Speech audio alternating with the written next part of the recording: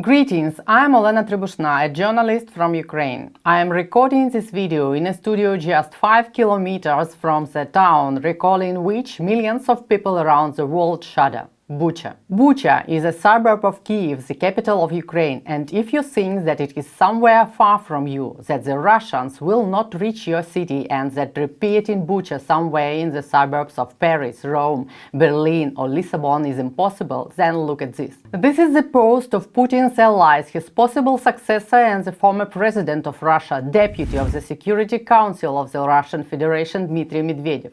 It was written in April, exactly when the world first saw the atrocities of the Russian military in the Ukrainian town of Bucha.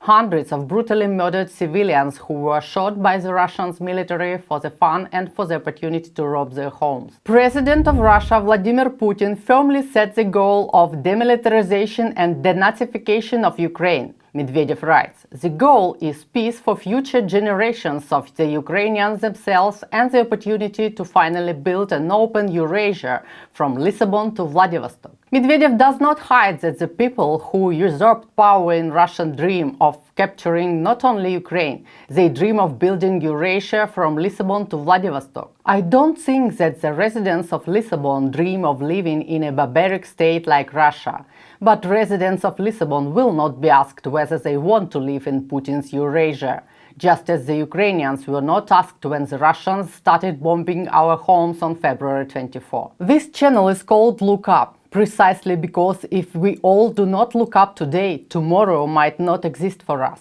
Do you know how many the world is ending meetings we've had over the last 2 years? Drought, famine. Hole in the ozone is so boring.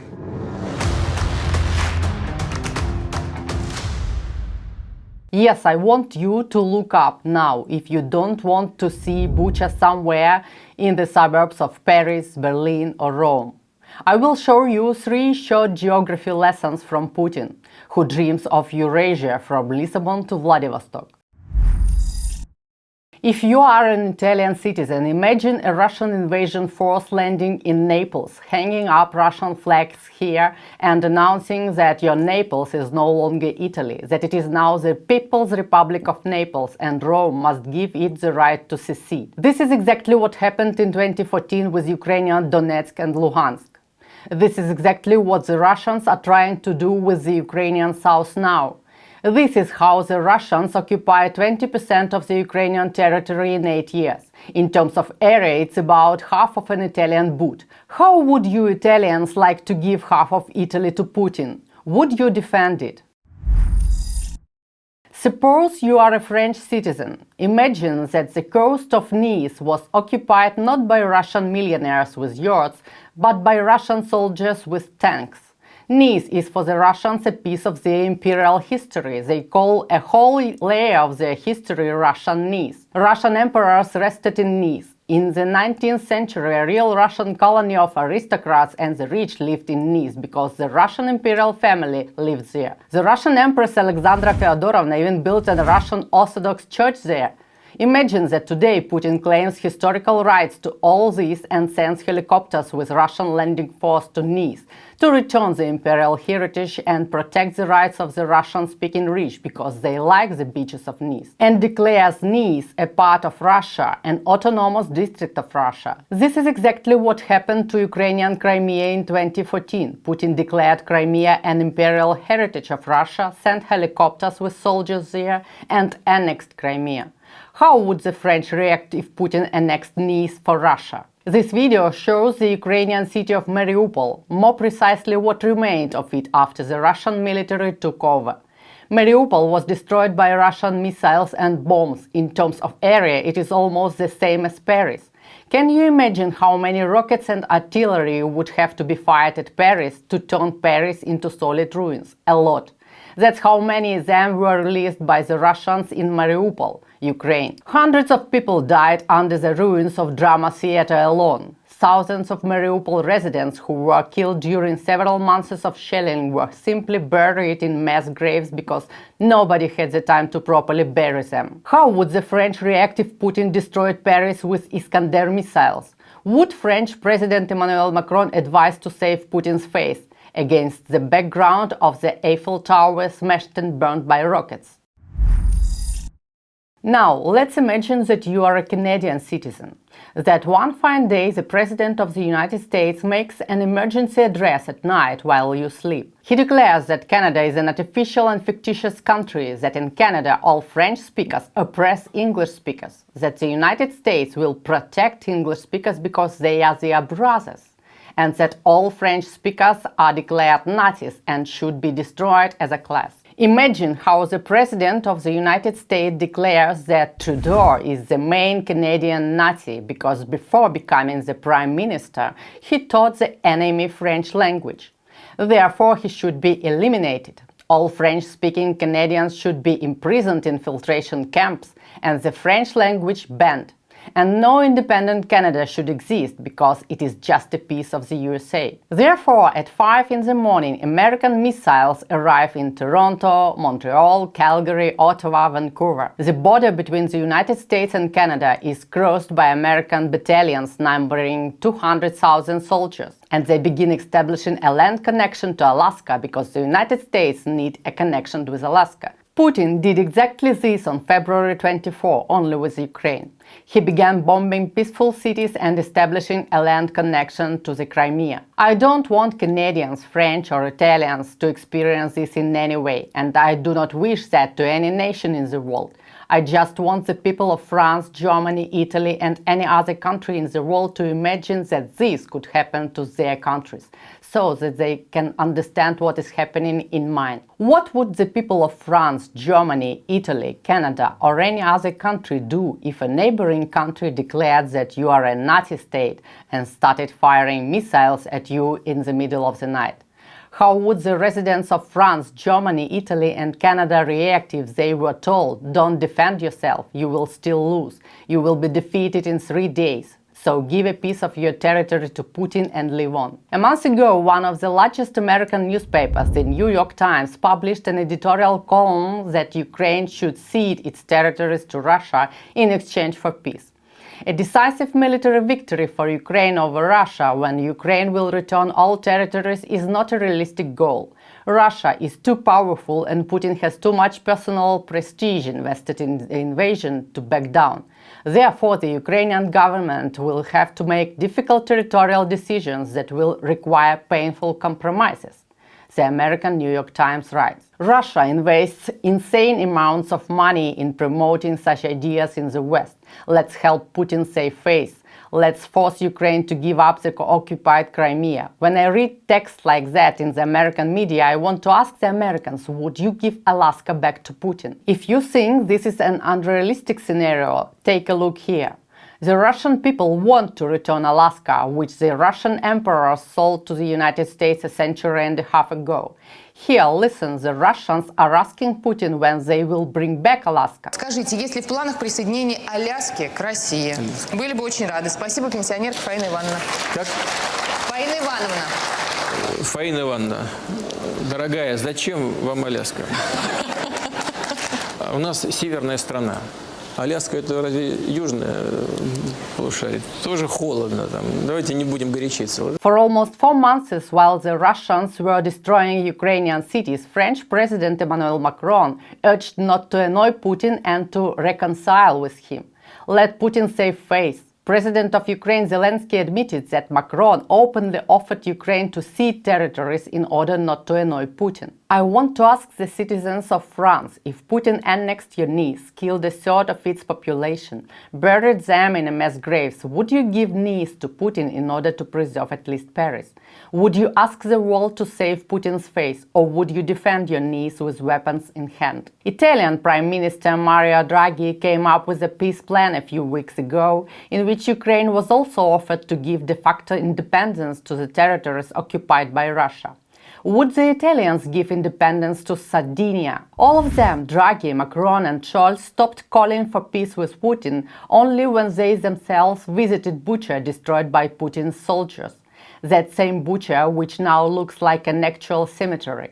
So many peaceful people were killed there by the Russians. Draghi, Macron and Scholz kept quiet about their proposals to reconcile with Putin because when you see with your own eyes that the Russian army brings death and mercilessly kills hundreds of civilians in the center of Europe, simply dumping them in mass graves, it becomes inconceivable to say, let's save Putin's face. Citizens of Israel, Denmark, Norway, Belgium, the Netherlands, Luxembourg, France, the countries of the former Yugoslavia, Greece, your families survived Hitler's occupation, concentration camps, hunger, destruction. How would your parents react in 1945 to calls to save Hitler's face after everything he had done? Germans, would you like to save Hitler's face? I am not exaggerating one bit. Putin differs from Hitler only in the number of people killed by his regime. In Ukraine, the number of people killed by the Russian army in 4 months reached tens of thousands of people. In the 21st century, in the center of Europe, tens of thousands of people died from rockets, tanks and artillery because one country decided to destroy another. And every subsequent attempt to appease Putin only increases his appetite. Today, Russia is already openly threatening the Baltic countries and Poland, which are members of the European Union and NATO. And any day now, the Russians can attack the Suwal corridor in Lithuania in order to establish a connection with their Kaliningrad enclave. In Russia, no one hides the fact that they were going to attack the Baltic back in 2014. If Russia had not suddenly switched to the occupation of Crimea then, the Baltics would have already been occupied. Because Putin has a dream to restore the USSR, which included Ukraine, Latvia, Lithuania, Estonia. He dreams of entering the history books just like that, as a person who revived the USSR and the Russian Empire. Now Poland, Lithuania, Latvia and Estonia are being protected from invasion by the armed forces of Ukraine, which are restraining and crushing the Russian army, which was once called one of the most powerful armies in the world. And the last opportunity for the Western world to prevent Putin's invasion of Europe is to help Ukraine with weapons so that we can stop him. Europe's only chance to avoid the attack of the insane dictator Putin is to use the window of opportunity that we, Ukrainians, have opened at such a high cost, fighting back against the aggressive country. And finally defeat the psychopaths in the Kremlin who blackmails and terrorizes the whole world with nuclear weapons. Now that the West has come closest in the entire history of its existence to confront such a toxic and murderous regime as the USSR and its continuation, Putin's Russia, it must destroy this threat. Otherwise, the West will meet Russian tanks in Warsaw. Listen here, this is a fragment of a popular Russian song. They are threatening to drive tanks to Warsaw. Мы ехали с Лубянки, Одесса, мама. Нас встретит Молдаванка, нас встретит Киев. На Крещатике Арава, а если надо будет, встретит и Варшава. And here you see the same Russian singer Chechnya rips apart the Ukrainian flag over a Ukrainian city captured by the Russians. Can you imagine if Chechnya cut the Polish flag over the Warsaw City Hall? Putin's attack on Ukraine had already become his biggest mistake. Ukraine, which is 28 times smaller than Russia in area and 3 times smaller in population, fought off the Russian army for 4 months. Losses of the Russian army have reached 35,000 killed. The Russian war machine destroyed by our armed forces includes thousands of tanks, planes, armored vehicles, guns and so on. This war can and should be the beginning of the end of the most aggressive and dangerous dictatorship in the world. The resistance of our army has already proven that the rumors about the greatness of the Russian army were greatly exaggerated. Putin is already losing, and instead of preserving his Botox face and merely delaying the war, the West should help him finally lose. Now and quickly. Because at the end of the day, it's not only about Ukraine, it's about the West itself, which had been unable to establish global rules of the game, to force everyone to follow them and to prevent such calamities. For the West, allowing Putin to grab another piece of Ukraine will mean that anything is allowed in this world. That the day after tomorrow, Germany can invade Polish Silesia again, and after that, China might occupy Taiwan. Why not if you can do it? Why not if some Macron will help you save face later? To punish and destroy Putin now for the West will mean resetting all those broken post-war rules and finally make them work. 3 months ago, the West made a fatal mistake when it mentally prepared for the surrender of Kiev in 3 days and therefore considered it hopeless to supply us with weapons. This mistake cost lives to thousands of Ukrainians who could have lived if the weapons that are coming now had arrived before the invasion, which the West knew for sure was coming. Therefore, if now it seems to someone somewhere that it is an unrealistic goal to break Russia because they say that Russia is too strong, then let them remember how 3 months ago they thought that Kiev would fall in 3 days because Russia is too strong. It didn't turn out that way. Kiev has not fallen and will not fall. And Ukraine will never surrender or cede its territories. We should not pay it with our land and the people living on it for Putin's mistake and for the mistakes of the West too. No one in the world has the right to decide for Ukraine with whom and what Ukraine can agree on.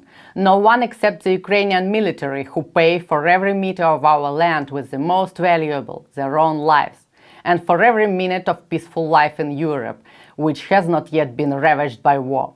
The values of freedom and democracy are something you have to pay for, and if someone like us is ready to pay for them with the lives of our men, then someone should be ready to pay for them at least through the cost of gas per gallon. That's all for today. I remind you that you've been watching the Look Up channel, where we, professional journalists Olena Trebushna and Yuri Matsarsky, who is currently serving in the armed forces of Ukraine, talk about how the world is resisting the bloodiest regime of our time, Putin's Russia. Don't forget to subscribe to us, like this video, share it with other people so that the world could see what we are fighting for. And write in the comments, what do you think the world can do to eliminate the threat posed by the Kremlin's eternal ruler, Putin? Look up and see you later.